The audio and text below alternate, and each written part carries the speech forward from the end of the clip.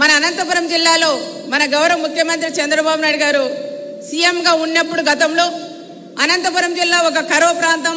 ఈ ప్రాంతం కూడా దృష్టిలో పెట్టుకొని 5 ఎకరాల నుంచి 10 ఎకరాలకి డ్రిప్ పరికరాలు ఇచ్చిన ఘనత ఆ రోజు చంద్రబాబు నాయుడు గారే. ఈ రోజు చాలా వరకు 5 ఎకరాలకే అది కటాఫ్ చేశారు. చాలా మంది రైతులు కూడా ఇబ్బంది పడుతున్నాం.